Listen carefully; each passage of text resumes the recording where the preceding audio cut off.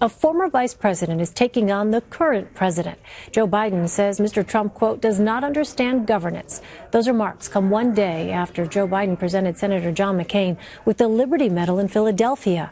And at that event, McCain offered his own critique of the president.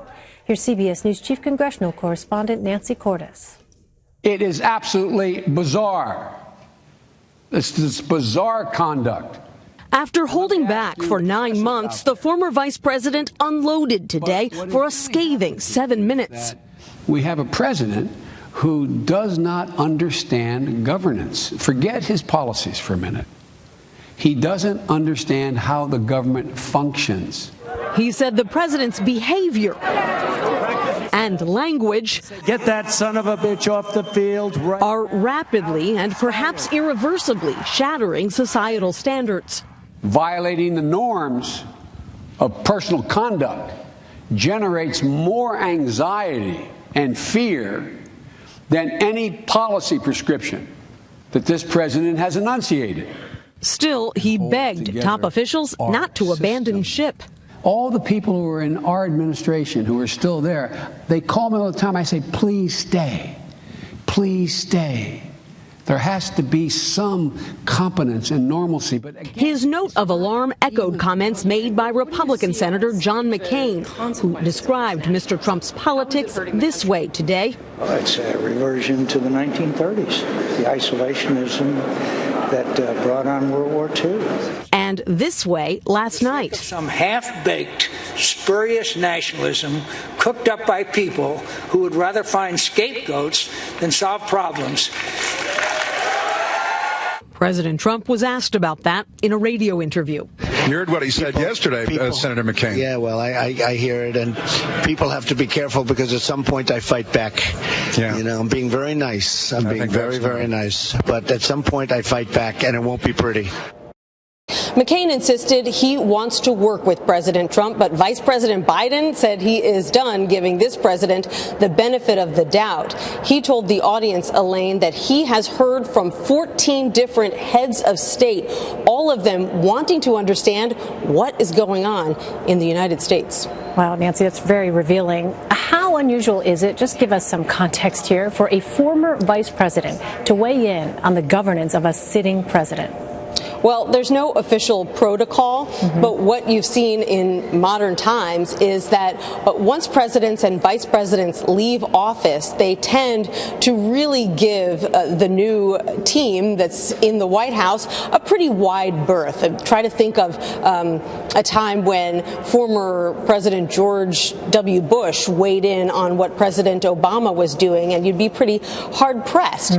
In fact, sometimes there's an interesting understanding that develops because even if they don't share the same politics, they share the same experience and can understand one another and the pressures that they're facing better than almost anyone else can. In this situation, Vice President Biden, who is, of course, known for being someone who doesn't hold back and always says what he thinks, it probably took some Herculean effort for him to not say anything these past 9 months. And you've seen President Obama really bite his tongue as well and decline to weigh in on all manner of both policy and political issues over the past almost year. And so the fact that Vice President Biden, who wasn't even really asked about President Trump today on that stage, he was asked a much more general question, what would you do if you were president right now? And he started to answer that question, but after a couple of minutes, clearly there was a lot that he had on his mind, and he just laid into President Trump. Well, Nancy, what is it that you're hearing about Senator McCain's remarks? He says that he wants to continue to work with the president, but wouldn't his statements interfere with that goal?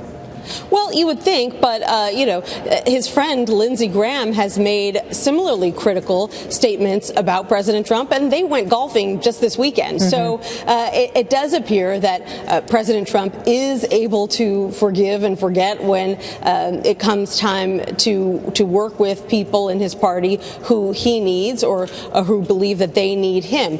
Clearly, there is an enmity that goes deeper with John McCain than most other members of the president's party.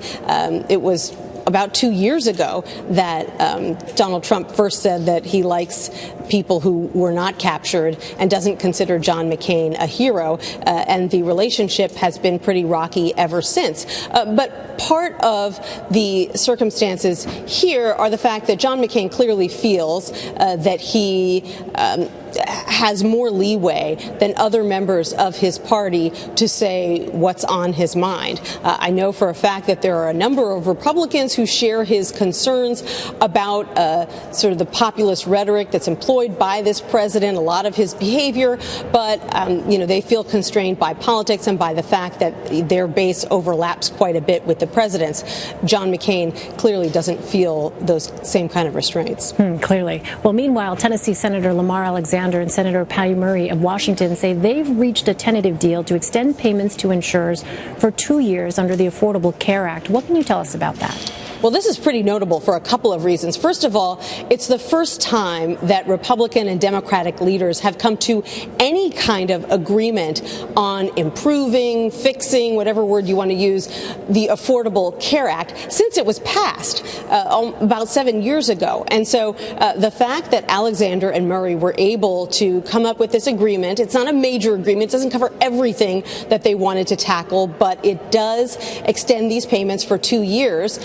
And it does put money into promoting the Affordable Care Act and open enrollment so people actually sign up after the administration pulled those funds. That is a pretty serious accomplishment. And the fact that the president last week announced that he was no longer going to authorize those payments to the insurance industry, which comes to about $7 billion every year. It's meant to bring down costs for people on the individual market. That really lit a fire under these negotiations here on Capitol Hill. And members are still absorbing the agreement. Too early to say whether it'll have the support it needs to pass. But so far, the signals that we've been getting from a bunch of Democrats and some Republicans is that they think it's an interesting deal. And they certainly recognize the kind of disruption that could happen in the individual market if suddenly these massive payments that the insurance industry relies on every year are pulled. Finally, Nancy, in the face of growing pressure, Pennsylvania Congressman Tom Marino withdrew Tuesday as President Trump's nominee to be drug czar. This follows a 60 Minutes Washington Post report that revealed the congressman's role in legislation, which critics say actually ties the hands of the DEA and its enforcement powers. What is the reaction on Capitol Hill to this development of the withdrawal of Tom Marino?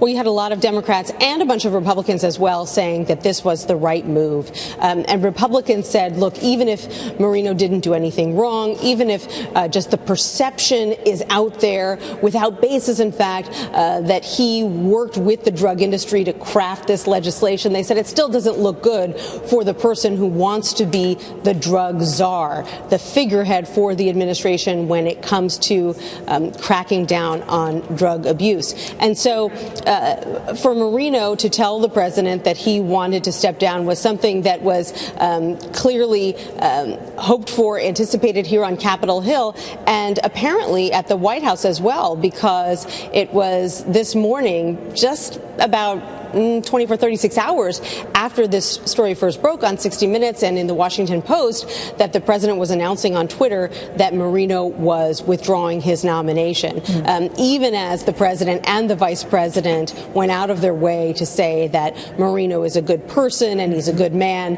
and he's a good representative for his district in Pennsylvania. Fast-moving developments. Nancy Cortez, thanks so much, Nancy. You're welcome. Late Tuesday, Congressman Marino put out a statement saying he did not want to be a distraction. He also denied the allegations of the whistleblower in the 60 Minutes report and criticized the news media. He said in part, quote, "I find it sad and disheartening that the news media have left behind any concept of balanced reporting and credited conspiracy theories from individuals seeking to avert blame from their own failures to address the opioid crisis that proliferated during their tenure."